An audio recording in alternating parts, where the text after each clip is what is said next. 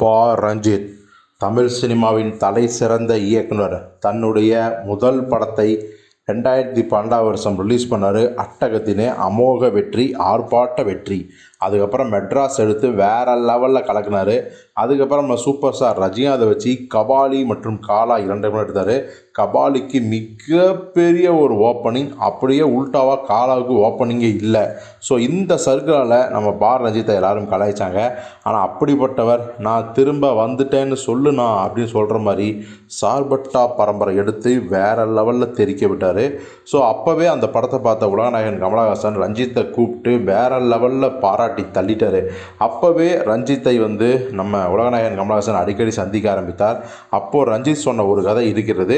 அந்த கதையை பற்றின ஒரு லிங்கை ஒரு ஹிண்ட்டை நம்ம லோகேஷ் கனராஜ், கமல் இவங்க எல்லாரும் இருந்த அந்த விக்ரம் 2 மேடையிலேயே பா. ரஞ்சித் அவர்கள் ஓப்பனாக சொல்லிட்டாரு, இந்த கதை நான் மதுரை பேக்ரவுண்டில் தான் எடுக்க போகிறேன்.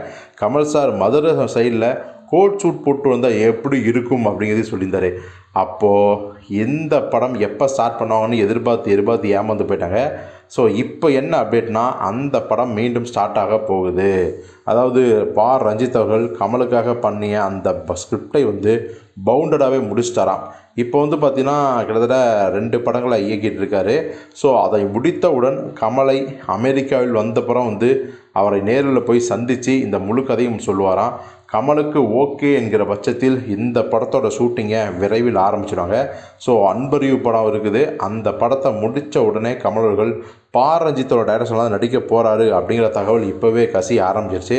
ஸோ நீங்கள் சொல்லுங்கள், உலகநாயகன் கமலஹாசன் அவர்கள் நம்ம பா. ரஞ்சித் இயக்கத்தில் நடித்தா அந்த படம் எப்பேற்பட்ட ஒரு படமாக இருக்கும்? வசூல் ரீதியாகவும் விமர்சன ரீதியாகவும் இந்த படத்துக்கு எப்பேற்பட்ட அங்கீகாரம் கிடைக்கும் அப்படிங்கிறதையும் கமெண்டில் சொல்லுங்கள்.